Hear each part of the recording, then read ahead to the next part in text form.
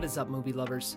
Today we're going to be taking an in-depth look into the highly divisive and rather controversial film Scream 7. For those of you who don't know, lead actress of Scream 5 and 6, Melissa Barrera, was fired for making public remarks regarding the Palestine and Israel conflict. Shortly thereafter, supporting actress Jenna Ortega exited production, as well as director Christopher Landon, who claimed that it was due to creative differences. The result brought back longtime legacy character Sidney Prescott, played by Neve Campbell, along with the writer of the original Scream film, Kevin Williamson, who directed Scream 7. Personally, I went into this entry as nothing more than a longtime fan of one of my favorite slasher franchises. And honestly, I was kind of relieved to see Ghostface back in his natural habitat of a rural small town instead of the buildings and subways of New York City. Scream 7 centers around Sydney and her now teenage daughter Tatum, along with a new group of suspicious adolescents, neighbors, teachers,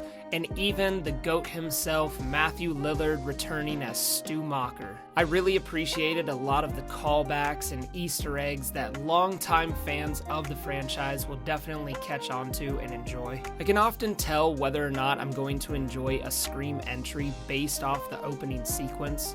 None of them will ever be as iconic as Drew Barrymore in the original, but having Scream 7 start off in Stu Macher's house turned Airbnb and museum was honestly pretty brilliant and really creative. I thought there was a fantastic blend of jump scares with the gore and these really cinematic shots of Ghostface kind of lurking in the background. Now, this film is by no means perfect, and the big climax ending was possibly one of the worst killer reveals and motives of any entry in the franchise. Not that Scream 6 is any better, but I was able to predict both killers about midway through on this one. But for me, the last 15 minutes definitely doesn't take away from the enjoyment and the nostalgia that I experienced in the first hour and 40 minutes. Having that comedic value return with the characters of Chad and Mindy Meeks Martin, coupled with the impressive acting of Isabel May, Neve Campbell, and even Joel McHale, not to mention a plethora of iconic lines from the voice of Roger Jackson,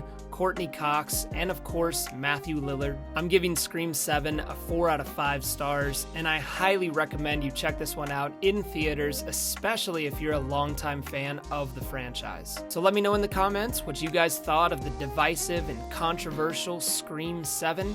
And if you enjoyed this review and you want to see more like it, be sure to hit that subscribe button, and I'll see you guys in the next video.